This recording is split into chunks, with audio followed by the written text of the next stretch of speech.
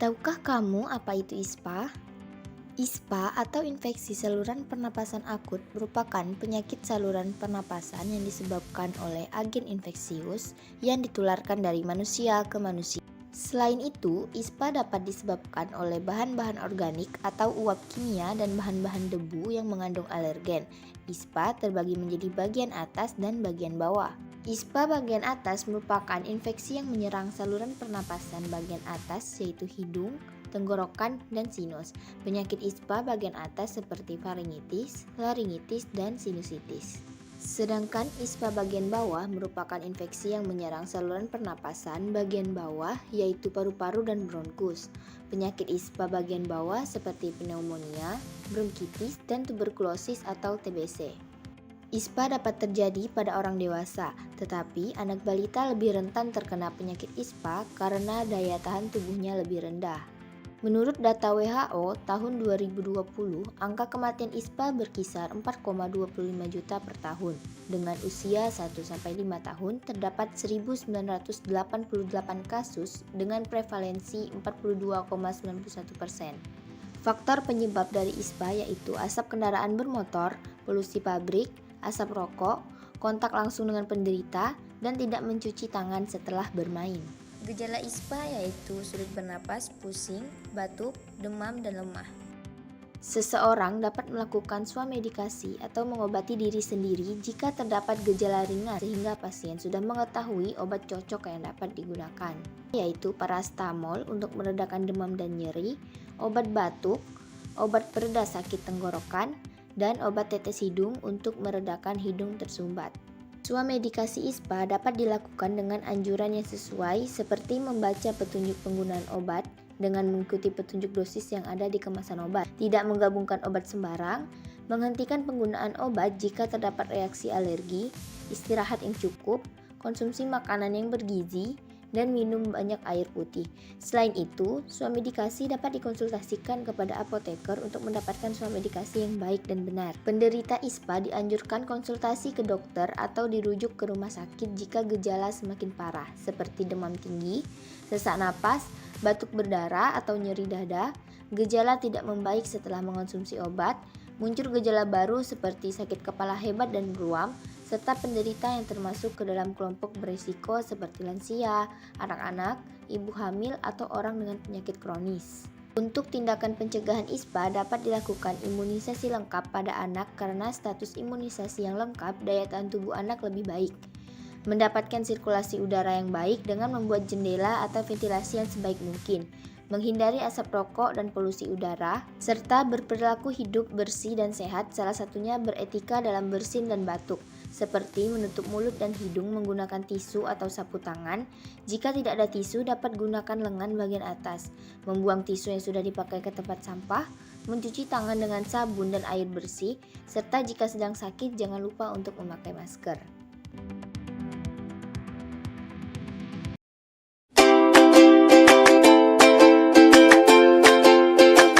Aduh, gigiku rasanya sakit banget. Nyut-nyut, kepala pusing, susah tidur dan makan. Itu dulu waktu aku sakit gigi. Sekarang gigiku sehat dan kuat karena aku mengikuti nasihat dokter menjaga kebersihan gigi dan mulut. Kata dokter, di dalam mulut ada bakteri jahat dan bakteri baik. Bakteri baik bertugas menjaga keseimbangan jumlah bakteri jahat di dalam mulut. Bakteri jahat sangat merugikan. Kalau dia ketemu dengan makanan atau minuman yang manis, dia akan merusak gigi. Kalau dibiarkan, gigi kita akan berlubang dan jadi sakit. Supaya gigi bersih dan sehat, kita harus rajin menggosok gigi. Sikat gigi 2 kali sehari, pagi hari dan malam sebelum tidur. Biasakan membersihkan lidah saat sikat gigi ya. Kita juga harus menyikat gigi setelah makan makanan yang manis, seperti permen, coklat, dan es krim. Teman-teman, jangan lupa menggosok gigi yang benar ya. Kunjungi dokter gigi setiap 6 bulan sekali. Dokter gigi itu baik loh, seperti aku.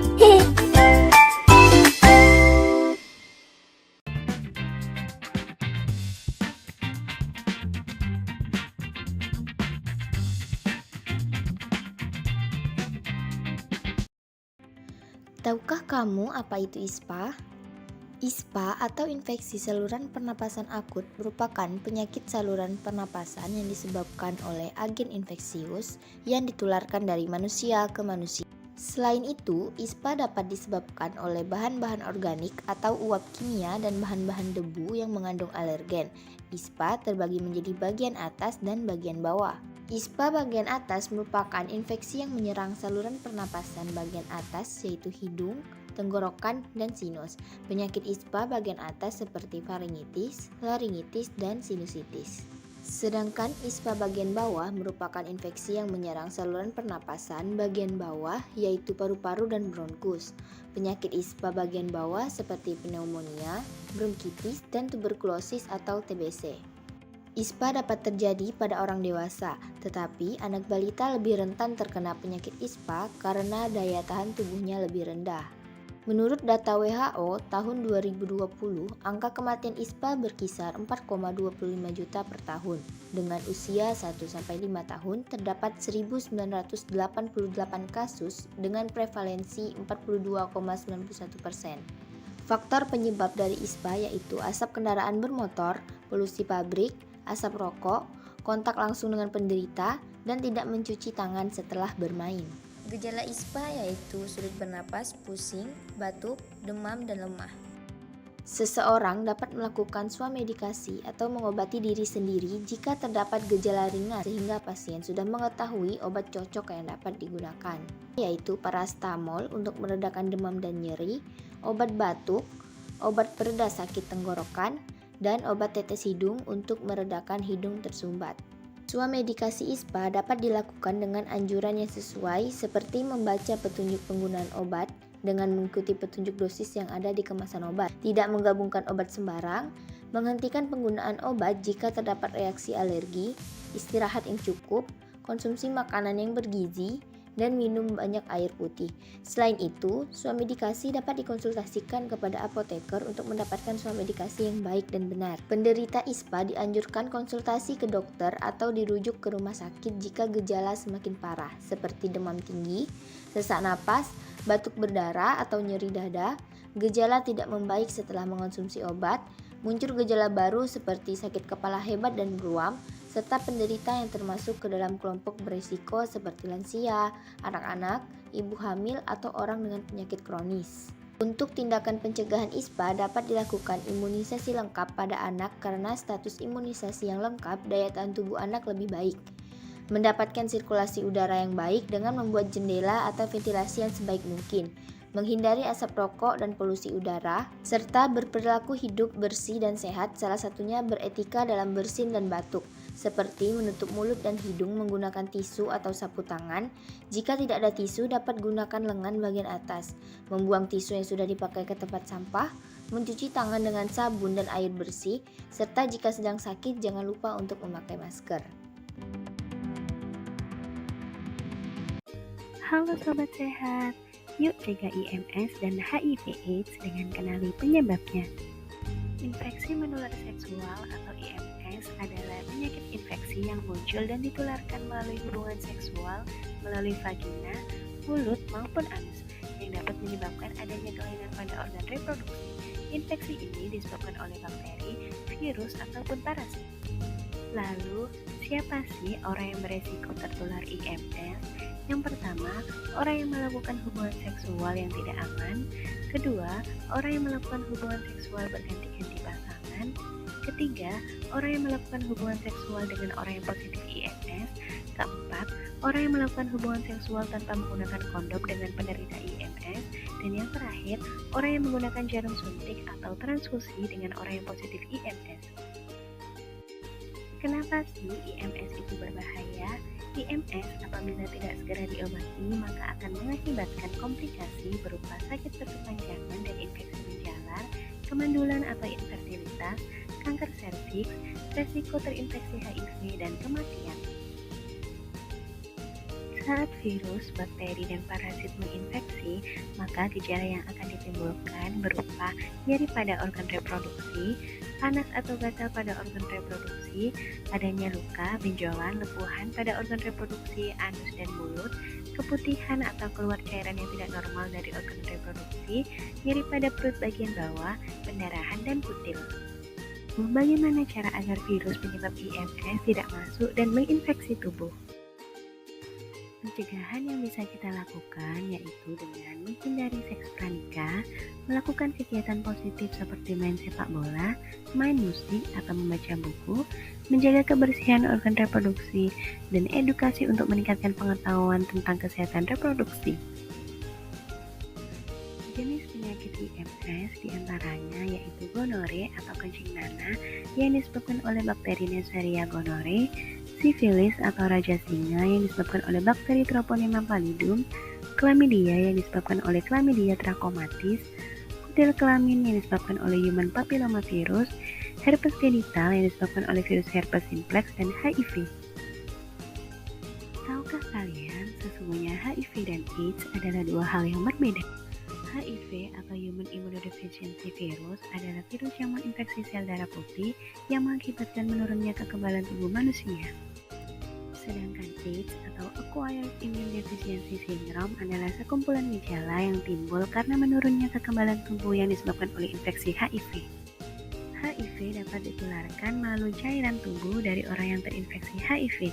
Penularannya dapat melalui darah, cairan sperma atau vagina, alat suntik dan alat tato yang tidak steril, serta proses kehamilan, persalinan, dan menyusui.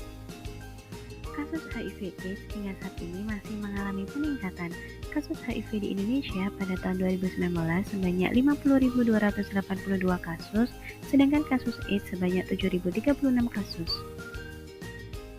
Jawa Timur menjadi provinsi yang memiliki kasus HIV tertinggi di Indonesia, yakni sebanyak 8.935 kasus. Jawa Timur juga menjadi provinsi yang memiliki kasus AIDS tertinggi ketiga, yakni sebanyak 958 kasus.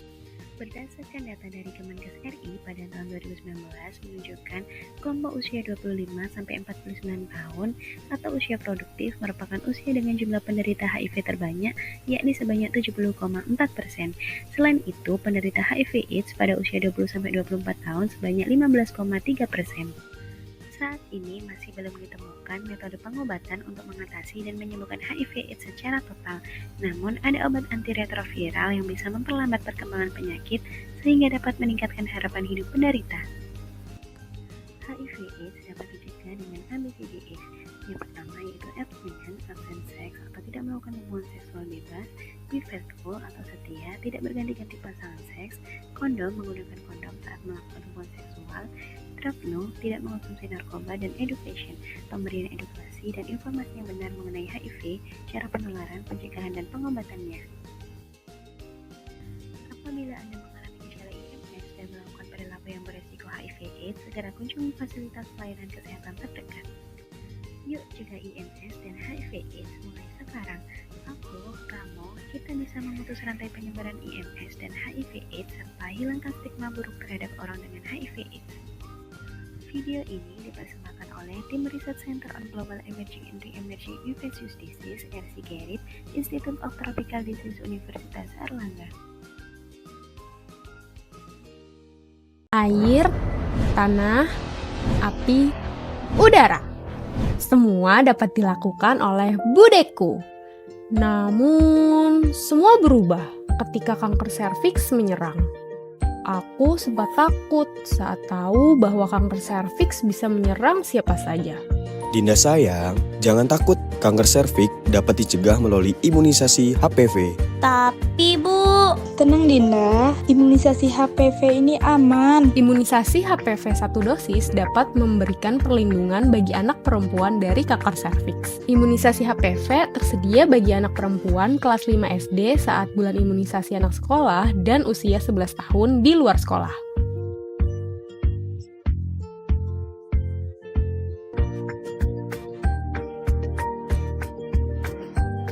Yuk imunisasi HPV demi masa depan yang sehat dan bebas dari kanker serviks. Diare adalah buang air besar yang ada perubahan konsistensi dan juga frekuensi.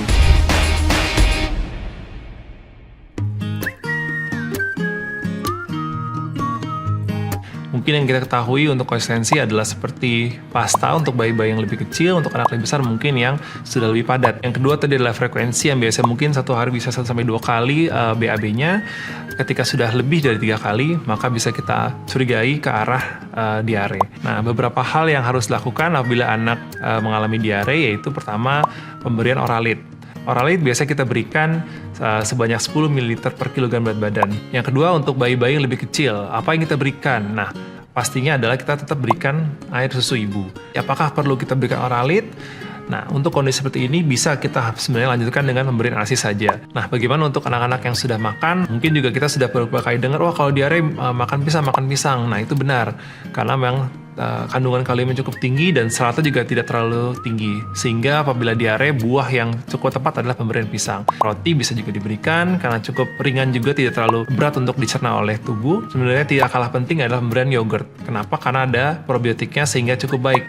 Nah, sekarang kita ke don'ts-nya. Jadi yang pertama adalah kita harus hindari pemberian minum-minuman manis seperti juice drinks karena mengandung sukrosa, fruktosa, dan sorbitol yang cukup tinggi. Yang kedua adalah pemberian antibiotik.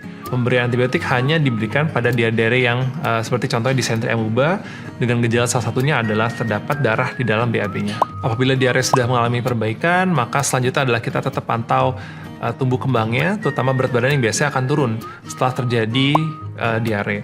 Ya, sehat-sehat semuanya. Jangan lupa di like dan subscribe.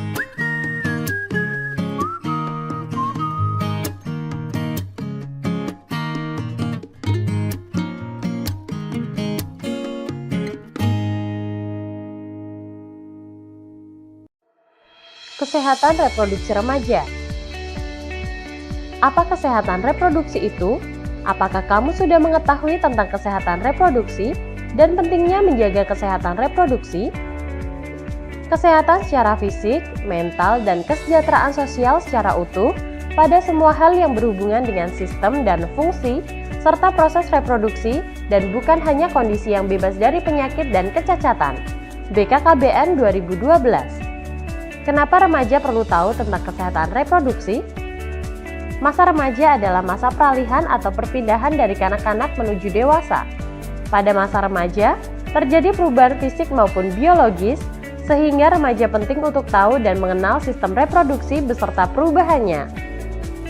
Menurut WHO, remaja adalah penduduk dalam rentang usia 10-19 tahun. Menurut Peraturan Menteri Kesehatan Republik Indonesia Nomor 25 Tahun 2014, remaja adalah penduduk dalam rentang usia 10-18 tahun.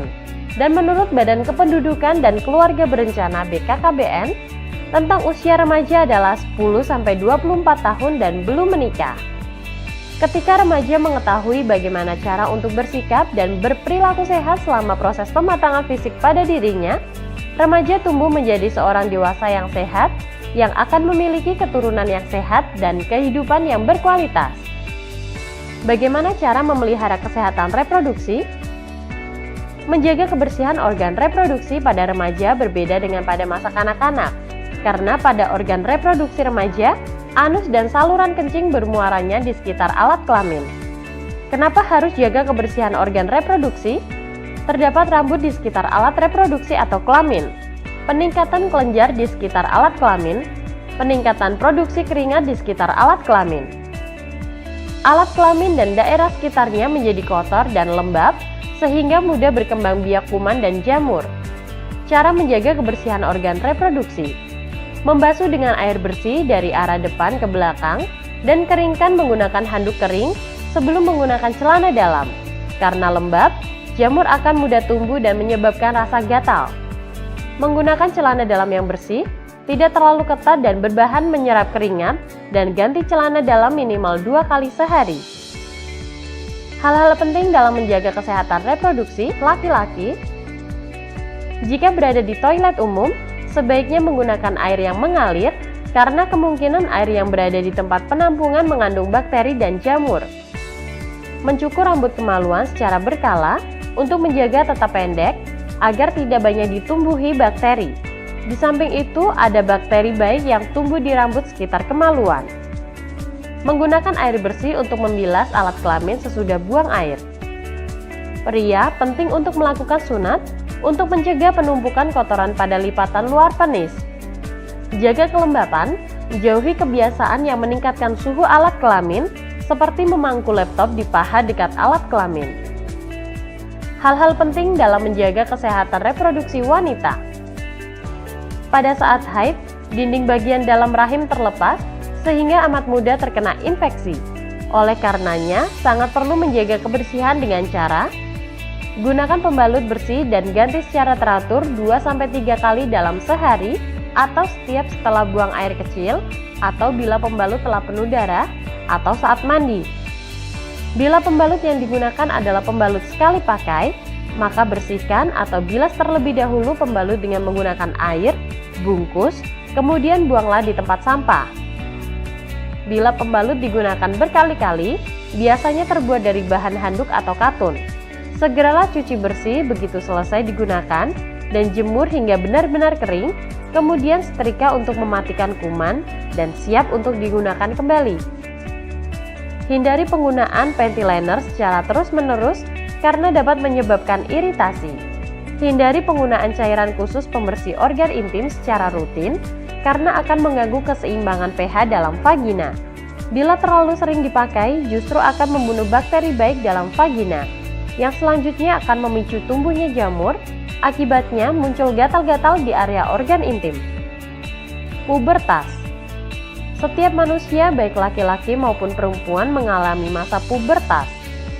Pubertas merupakan satu tahap dalam perkembangan, di mana seorang individu yang belum dewasa akan mendapatkan ciri-ciri fisik dan sifat yang memungkinkannya untuk mampu bereproduksi. Masa puber anak laki-laki biasanya pada usia 13-14 tahun dan anak perempuan pada usia 11-12 tahun. Batasan umur ini tidak mutlak, tergantung beberapa faktor, contohnya gizi dan lingkungan keluarga dan lain-lain.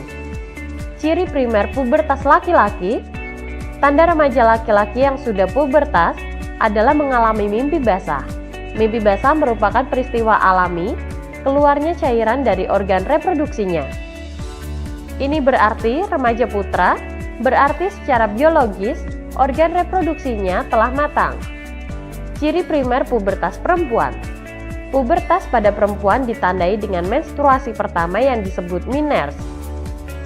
Haid atau menstruasi adalah luruhnya lapisan dinding bagian dalam rahim yang banyak mengandung pembuluh darah, sehingga haid pada remaja putri ditandai dengan keluarnya darah dari lubang vagina.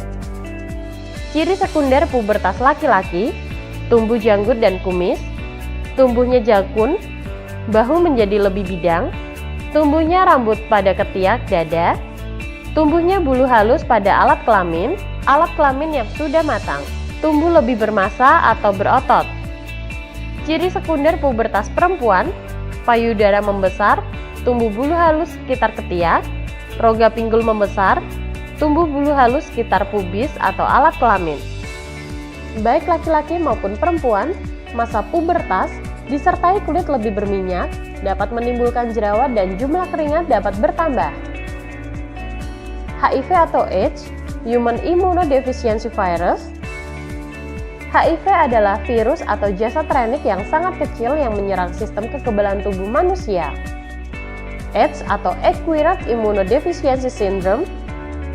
AIDS adalah sebutan kondisi tubuh seseorang yang sistem kekebalan tubuh sangat rusak akibat HIV, sehingga berbagai penyakit ditemukan di dalam tubuh. Bagaimana cara penularan HIV? Hubungan seksual melalui transfusi darah yang ternyata darah yang ditransfusikan mengandung HIV, penggunaan jarum suntik yang tidak steril di antara pengguna narkoba, atau benda tajam yang tercemar darah yang mengandung HIV, seperti alat cukur, alat tindik, melalui darah ibu ke bayi yang dikandung dalam rahimnya, serta melalui ASI dari ibu yang mengidap HIV kepada bayinya. Hubungan seksual pranikah. Hubungan di luar nikah yaitu hubungan antara laki-laki dan seorang perempuan yang belum atau tidak menjadi suami istri. Pencegahan kehamilan pada usia dini. Remaja putri harus berani mengatakan tidak bila teman laki-lakinya mengajak untuk melakukan hubungan seksual sebelum menikah. Remaja putra harus menghormati teman wanitanya dengan tidak meminta atau memaksa untuk melakukan hubungan seksual sebelum menikah.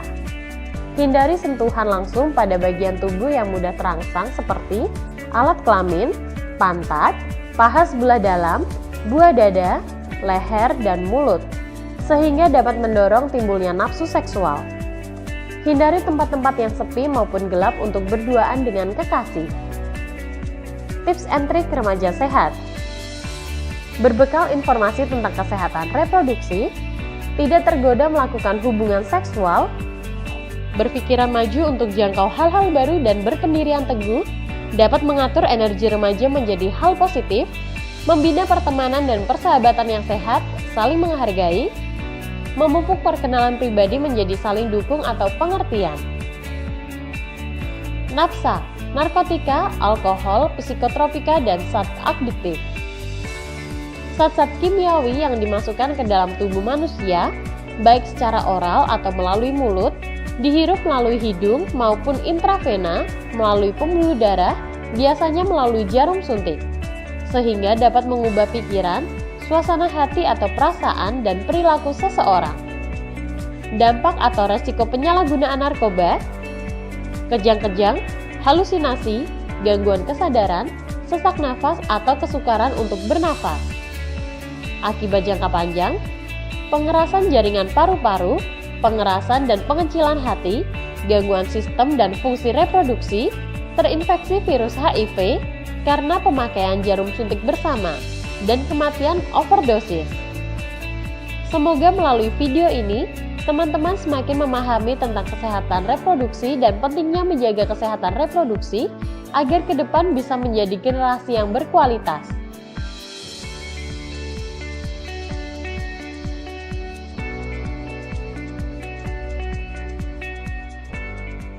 Sakit jantung akibat darah tinggi? Emang bisa?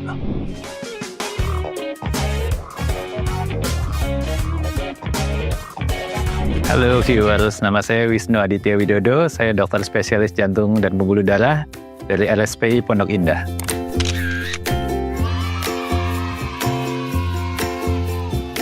Sekarang kita mulai masuk ke pertanyaan pertama.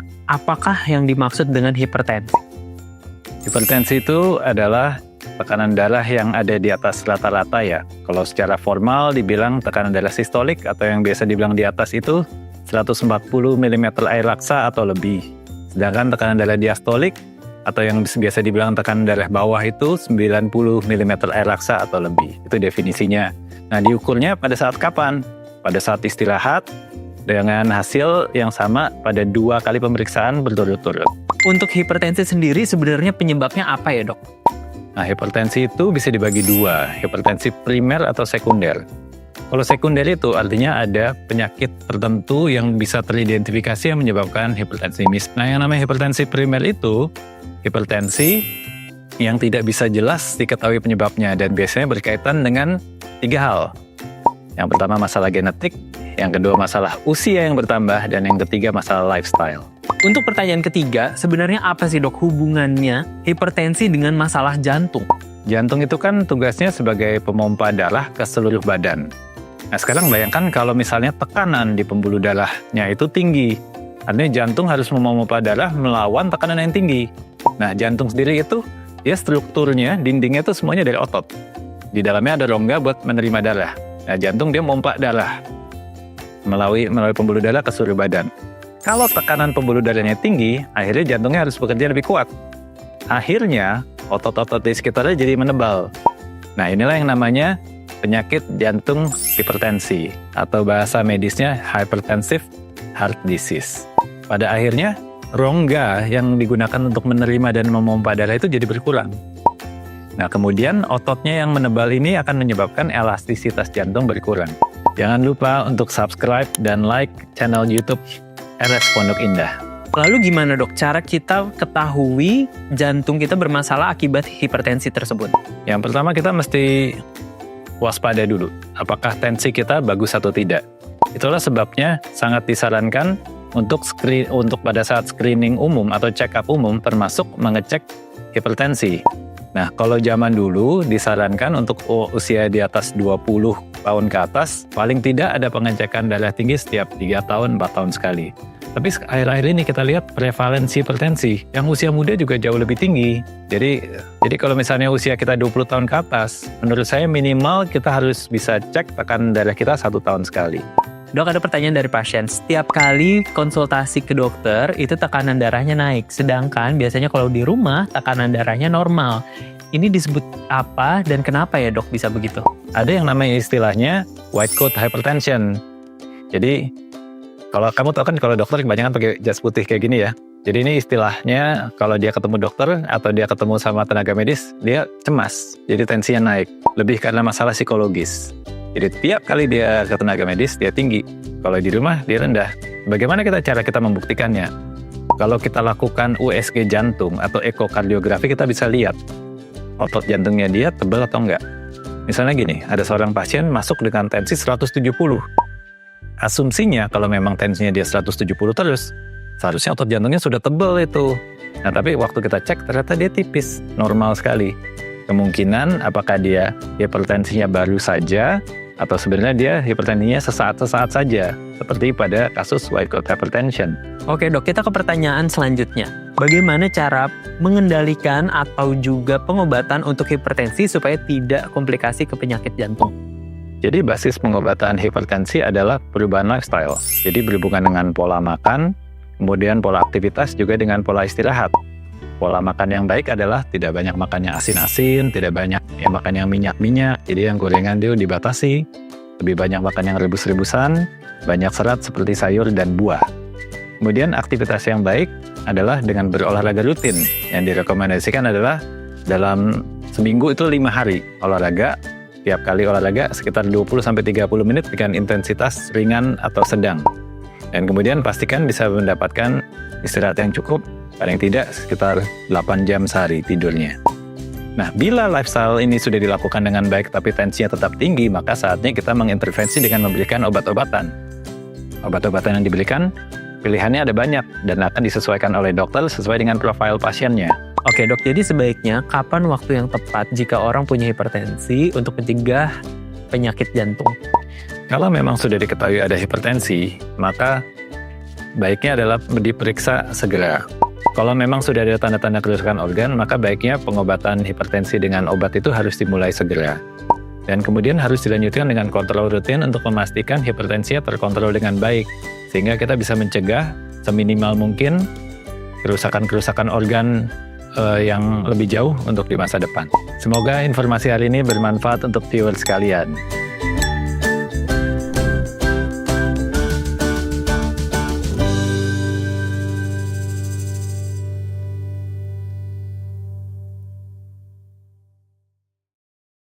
Halo Sobat RV, kembali bersama saya Dr. Vito Damai. Saya akan membocorkan ada 7 tanda-tanda yang Anda bisa lihat kalau memang seseorang itu punya penyakit jantung. Apa saja? Ini dia.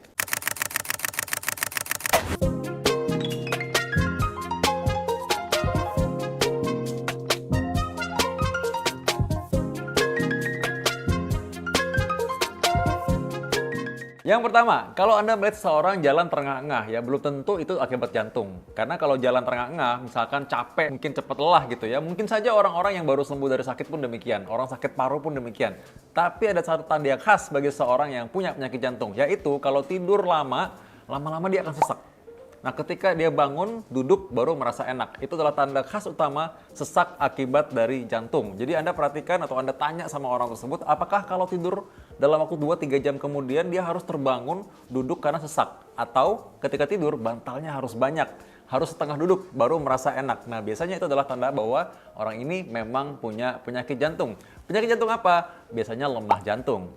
Nah, yang berikutnya adalah seseorang dengan keluhan berdebar-debar. Nah, orang dengan berdebar-debar ini seringkali mungkin dia berpikir bahwa debar-debar ini mungkin cuma perasaan saja, atau debar-debar ini mungkin ntar lagi juga hilang. Tapi debar-debar adalah tanda bahwa seorang punya aritmia atau korslet di bagian jantungnya. Sebabnya apa? Macam-macam.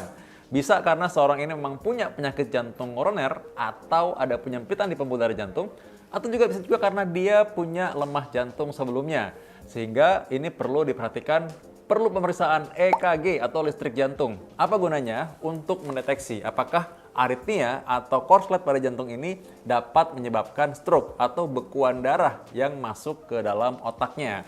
Kenapa bisa demikian? Saya pernah bahas di video saya sebelumnya. Coba Anda lihat ya. Nah, lalu berikutnya adalah kalau orang kakinya bengkak. Nah, ini paling sering nih. Orang-orang kaki bengkak, mereka habis jalan panjang lama, kakinya bengkak. Katanya kalau duduk berdiri lama, bengkak juga. Kalau habis dari perjalanan, mungkin di mobil, duduknya lama, bengkak juga kakinya. Nah, ini bisa saja tanda seorang punya varises atau ada gangguan pada katup pembuluh darah di bagian dalamnya. Nah, kita bisa tahu dari USG. Tapi kalau orang yang memang suka bengkak kakinya, hati-hati. Mungkin saja dia menderita lemah jantung atau bengkak jantung. Orang yang bengkak jantung juga sama, kakinya bengkak juga. Memang sulit untuk dibedakan. Karena orang-orang yang lemah jantungnya juga mungkin saja punya pembuluh darah vena yang terganggu juga. Jadi bisa terjadi berbarengan. Gimana cara taunya? Di USG. Dengan USG pembuluh darah, kita bisa lihat apakah mungkin ada bekuan darah di sana, atau ada mungkin gangguan pada katup pembuluh darah. Mungkin bahkan kita bisa lihat juga di jantungnya. Dengan USG jantung kita bisa lihat katupnya gangguan apa tidak, pompa jantungnya masih baik apa tidak, apakah ada mungkin lemah jantung akibat dari infeksi, ataupun lemah jantung akibat dari pembekuan atau penyumbatan pembuluh darah di jantung koroner. Nah, yang berikutnya adalah kalau Anda lihat di matanya, mungkin ada di daerah lipatan atau di bagian bawah mata, itu biasanya ada semacam plak atau semacam kekuningan, warnanya lebih gelap. Nah, ini juga bisa menandakan seorang yang punya penyakit kolesterol tinggi. Jadi Anda bisa duga kalau orang dengan kolesterol tinggi, maka curiga nih, jangan-jangan karena kolesterol yang tinggi, maka di bagian pembuluh darahnya juga ada plak-plaknya juga.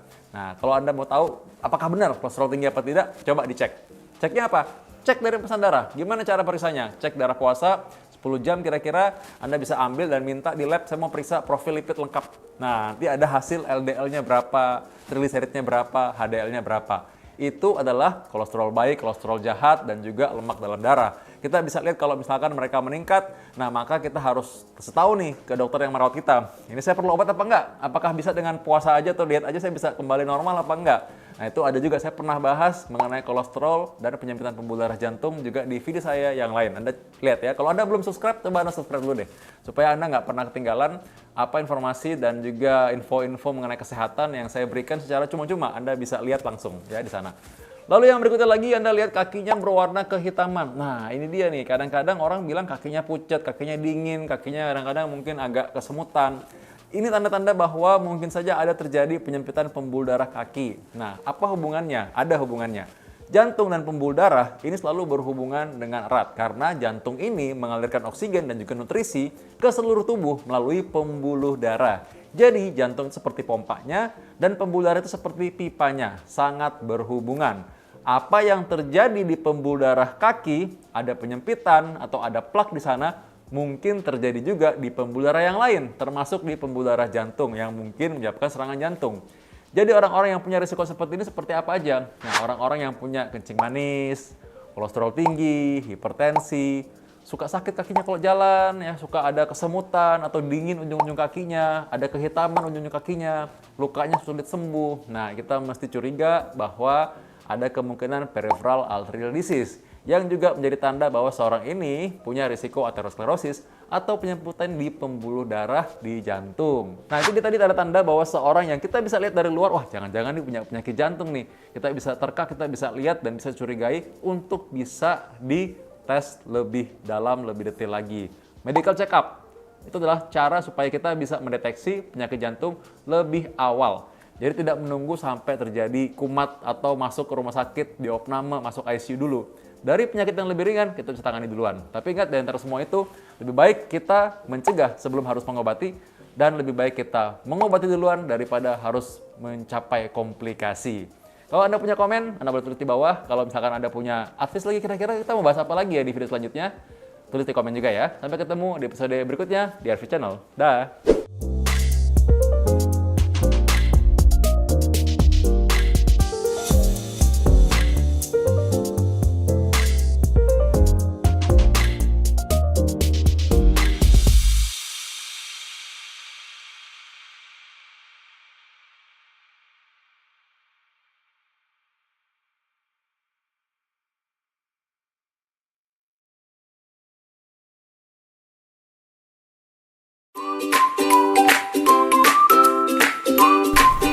Halo teman-teman, sudahkah kamu tahu tentang jenis penyakit tidak menular dan penyakit menular? Lalu, bagaimana penanganan dan pencegahannya agar kalian tidak terkena penyakit tersebut? Yuk, mari disimak. Kita bahas satu persatu ya. Yang pertama kita akan bahas adalah tentang penyakit tidak menular. Penyakit tidak menular pertama yang akan kita bahas adalah penyakit asma. Tahukah kamu tentang penyakit asma? Asma disebabkan oleh reaksi berlebihan saluran nafas bila terkena debu, asap, udara dingin, virus, makanan, dan lain sebagainya. Penyakit ini ditandai dengan sesak nafas dan nafas berbunyi atau yang biasa disebut dengan bengek atau mengi. Ingat ya, asma tidak menular. Nah, cara mencegah serangan asma, yang pertama, hindari orang yang sedang batuk pilek. Yang kedua, hindari penyebab asma yang berbeda-beda pada setiap orang. Misalnya, asap, debu, bulu, makanan yang merangsang alergi, udara dingin, dan lain sebagainya. Penyakit tidak menular yang kedua adalah tentang epilepsi. Kamu pernah dengar tentang penyakit epilepsi? Epilepsi itu juga dikenal dengan istilah ayam. Epilepsi adalah kejang yang tiba-tiba terjadi tanpa didahului demam dan terjadi karena ada kelainan otak akibat infeksi atau penyebab lain. Penyakit ini tidak menular ya, dan juga bukan penyakit turunan atau karena guna-guna. Ada nggak sih bahaya epilepsi itu? Tentu, bila kejang tiba-tiba terjadi di tempat yang berbahaya, misalnya di atas tangga, di dekat api, di dekat kaca atau cermin, di jalan raya, di dekat kolam, atau yang lainnya yang dapat membahayakan keselamatan diri. Lalu, bagaimana penanganan serangan epilepsi itu? Yang pertama, baringkan miring di tempat yang nyaman, teduh, sejuk, dengan sirkulasi udara yang cukup.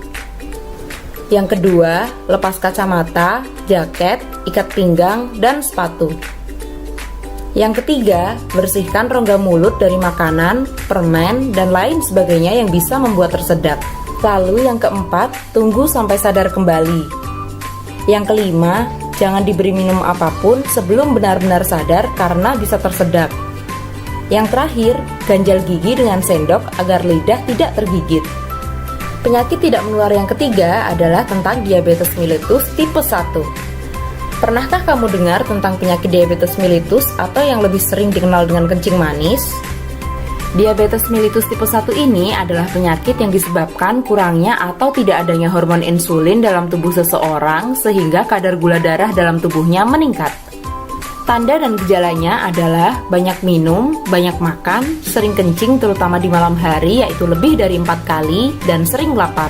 Nah, itu tadi beberapa pembahasan tentang penyakit tidak menular. Pembahasan berikutnya adalah tentang penyakit menular. Simak ya teman-teman. Akhir-akhir ini kita sering dihantui dengan coronavirus atau yang lebih sering kita dengar dengan COVID-19. Yuk kita cari tahu lebih banyak tentang COVID-19. Coronavirus Disease 2019 atau COVID-19 adalah penyakit saluran nafas yang disebabkan oleh virus corona jenis baru yang belum pernah teridentifikasi sebelumnya pada manusia. COVID-19 ini dapat mengenai siapa saja tanpa memandang usia, jenis kelamin, dan lain-lain. Tanda gejala COVID-19 pada anak sulit dibedakan dari penyakit saluran nafas akibat penyebab lainnya. Gejalanya dapat berupa batuk pilek dengan atau tanpa demam yang umumnya bersifat ringan dan akan sembuh sendiri. Penyakit saluran pernafasan ini menjadi berbahaya jika menyerang paru-paru, yaitu akan menjadi radang paru-paru yang disebut dengan pneumonia. Gejala pneumonia adalah demam, batuk, kesulitan bernafas yang ditandai dengan nafas cepat dan sesak nafas. Langkah-langkah pencegahan agar kita tidak tertular virus yang tidak terlihat ini adalah: yang pertama, stay at home atau tetap tinggal di rumah saja jika tidak ada keperluan yang mendesak. Jika terpaksa keluar rumah, pakailah alat pelindung diri, tetap perhatikan untuk jaga jarak dengan orang lain, menghindari kerumunan, dan segera mandi, cuci rambut, serta mengganti baju setelah kita kembali ke rumah. Yang kedua, pakai masker ya teman-teman. Memakai masker saat di luar rumah berfungsi mencegah penularan melalui batuk dan bersin. Perhatikan cara pakai masker yang betul ya. Caranya adalah cuci tangan dahulu sebelum dan sesudah memakai masker. Lalu, pakai masker dan pastikan masker menutup mulut, hidung, dan dagu. Hindari menyentuh masker saat memakainya. Cucilah tangan jika tidak sengaja tanganmu menyentuh masker. Saat melepas masker, cukup hanya dengan menyentuh talinya saja. Lalu, buang jika itu masker sekali pakai atau letakkan masker di tempat tertutup untuk dicuci jika menggunakan masker kain. Ingat, ganti masker jika sudah 4 jam dipakai ya. Nah, ini nih yang gak kalah penting. Biasakanlah cuci tangan dengan sabun dan air bersih mengalir sesering mungkin sebelum dan setelah melakukan kegiatan atau memegang sesuatu. Misalnya, sebelum dan setelah makan, setelah buang air, sebelum dan setelah bermain, setelah menyentuh binatang, dan lain-lain. Penggunaan hand sanitizer hanyalah alternatif jika tidak tersedia air mengalir dan sabun, misalnya saat kamu jauh dari sarana cuci tangan. Selanjutnya, hindari kebiasaan menyentuh mata, hidung, dan mulut sebelum mencuci tangan dengan sabun dan air mengalir. Masih ingat kan cara mencuci tangan dengan baik dan benar? Ayo simak kembali video sebelumnya tentang perilaku hidup bersih dan sehat. Selain itu, jangan lupa untuk membersihkan benda-benda yang sering disentuh dengan cairan desinfektan. Misalkan, mainanmu, gagang pintu, atau perabot yang ada di rumah lainnya. Lakukan etika bersin dan batuk saat kamu merasa ingin bersin atau batuk, apalagi jika terdapat orang lain di sekitarmu. Caranya, tutup mulut kamu menggunakan siku tangan atau tisu pada saat ingin bersin atau batuk. Jangan lupa buang tisu di tempat sampah ya. Nah, itu dia penjelasan untuk COVID-19 ya guys. Tetap waspada ya. Selanjutnya, kita akan membahas tentang flu burung yang gejalanya hampir sama dengan COVID-19. Flu burung atau avian influenza adalah penyakit yang disebabkan oleh virus influenza tipe H5N1. Penyakit ini menular dari burung atau unggas ke burung dan juga dapat menular dari burung ke manusia. Apa tanda-tanda bahaya yang harus diperhatikan? Yang pertama, bila batuk disertai demam tinggi dan sesak nafas, segeralah berobat ke sarana kesehatan terdekat. Yang kedua, bila di sekitarnya ada ayam atau burung yang mati mendadak, segera lapor ke ketua RT. Yang ketiga, bila dalam 3 hari semakin parah, segeralah berobat ke sarana kesehatan yang terdekat. Pesan untuk kalian, cara mencegah batuk pilek adalah ingatkan orang yang sedang batuk pilek untuk memakai masker dan pakailah masker jika kamu sendiri yang batuk atau pilek. Lalu, segera cuci tangan dengan sabun dan air mengalir setelah menutup hidung dan mulut ketika batuk pilek atau setelah bersalaman. Penyakit menular yang kedua adalah diare atau mencret. Diare disebabkan oleh makanan atau minuman yang tercemar bakteri, virus, jamur, dan racun. Diare mengakibatkan kekurangan cairan tubuh dan juga dapat mengganggu aktivitas sehari-hari termasuk belajar. Diare juga mudah menularkan ke orang lain di sekitarnya, bahkan dapat mengakibatkan kematian. Pertolongan pertama pada diare adalah minumlah air yang banyak, bisa air putih, teh, atau kuah sayur. Minumlah Oralit 1 bungkus yang dilarutkan ke dalam air matang sebanyak 200 cc. Tetaplah makan dan minum. Hindari makanan yang dapat memperparah diare dan istirahatlah yang cukup. Selain itu, minumlah obat yang diberikan oleh petugas kesehatan sesuai dengan petunjuk. Pesan utama untuk kalian dalam mencegah diare adalah biasakan cuci tangan pakai sabun dan air mengalir sesudah bermain serta sebelum makan dan minum. Gunakan alat makan dan minum yang bersih. Jangan membeli makanan di tempat yang kotor. Menutup minuman dan makanan agar tidak dihinggapi serangga. Penyakit menular yang ketiga adalah cacingan. Cacingan adalah penyakit yang disebabkan oleh cacing yang ditularkan melalui tanah. Kita bisa tertular cacingan jika kita tidak menggunakan alas kaki atau bila kita memakan makanan yang tercemar oleh telur cacing. Biasanya, anak yang cacingan badannya kurus, perutnya buncit, rambut merah, tipis, jarang dan kusam, mata belekan, dan malas belajar. Pencegahan penyakit cacingan adalah memakai alas kaki jika bermain di luar rumah, biasakan cuci tangan pakai sabun setelah beraktivitas, cuci makanan sebelum diolah, dan memotong kuku seminggu sekali. Oh iya, hindari kebiasaan menggigit kuku ya. Penyakit menular keempat adalah penyakit kulit. Penyakit kulit yang menular disebabkan karena kamu kurang menjaga kebersihan kulit tubuhmu, termasuk kulit kepala yang harus dijaga kebersihannya dengan keramas minimal 2 kali seminggu untuk menghindari munculnya kuman dan kutu. Penyakit kulit bisa menimbulkan gatal dan perih, meninggalkan bekas yang luas, dan bisa menular ke orang lain di sekitar kita. Cara mencegah penyakit kulit adalah yang pertama, biasakan mandi minimal 2 kali sehari dengan sabun dan air bersih. Yang kedua, biasakan keramas minimal 2 kali seminggu. Yang ketiga, bilas badan dan rambut hingga bersih agar tidak ada sabun atau shampoo yang tersisa. Lalu yang terakhir, ganti pakaian dalam dan celana dalam 2 kali sehari. Penyakit menular yang kelima adalah demam berdarah dengue. Penyakit ini disebabkan oleh virus yang ditularkan oleh nyamuk yang menggigit pada pagi dan sore hari. Nyamuk yang menularkan demam berdarah dengue adalah Aedes aegypti yang ciri-cirinya berwarna hitam dengan loreng putih atau belang-belang berwarna putih di sekujur tubuh nyamuk, bisa terbang hingga jarak 100 meter dari tempat menetas. Nyamuk betina menghisap darah di pagi hari dan di sore hari, senang hinggap di tempat gelap dan benda bergantung di dalam rumah, hidup di lingkungan rumah, bangunan, serta gedung.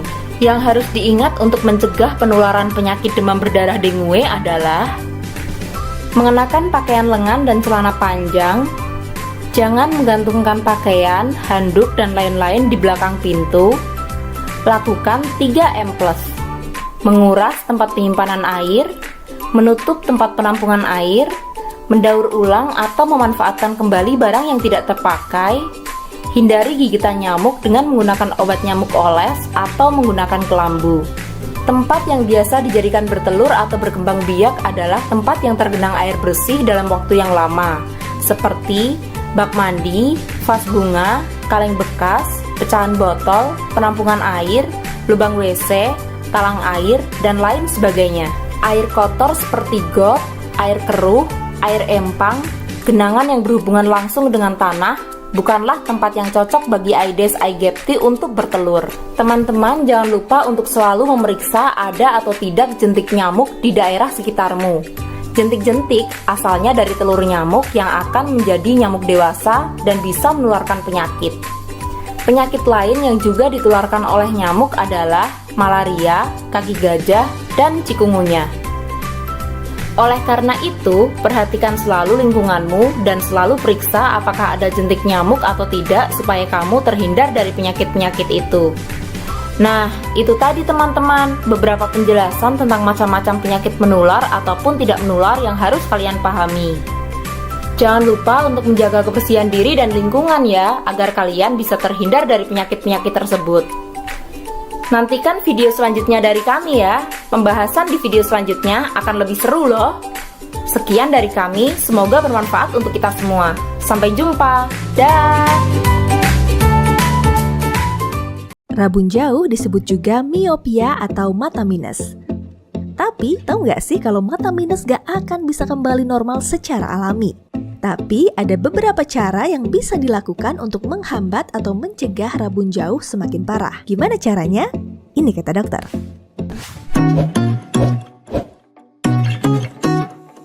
Rabun jauh sesuai namanya adalah gangguan penglihatan yang bikin mata sulit melihat benda yang jaraknya jauh.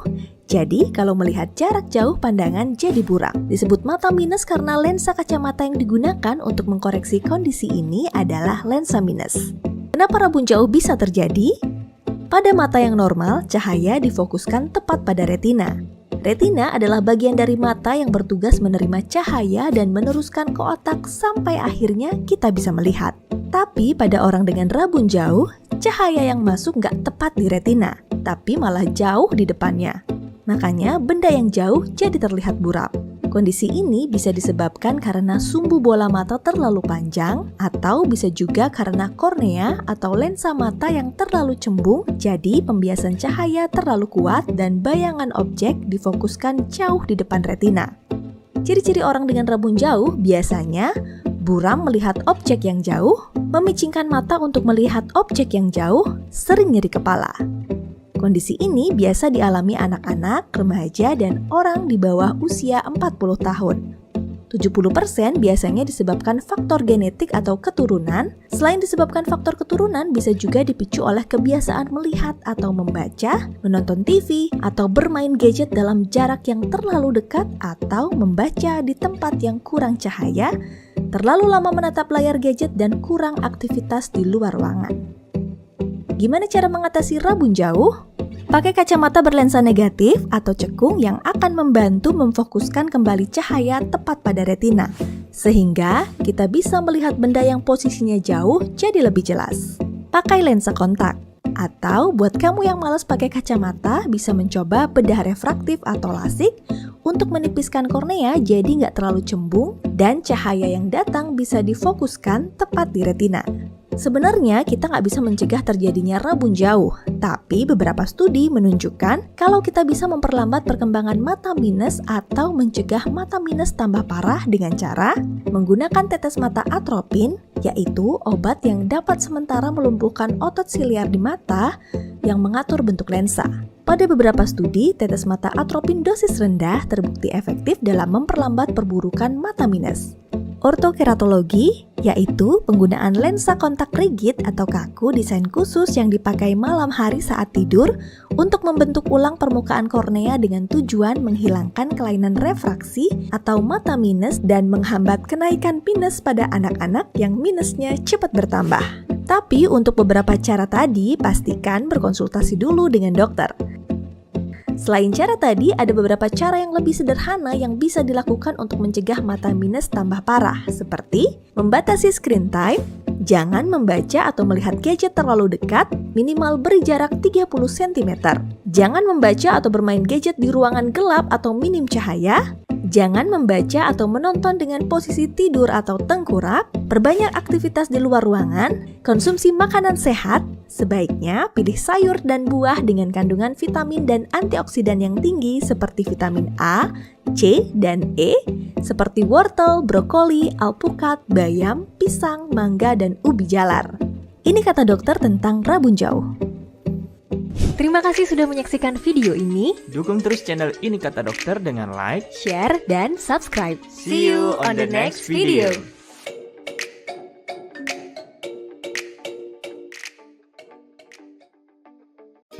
Halo Sobat Sehat, yuk cegah IMS dan HIV/AIDS dengan kenali penyebabnya.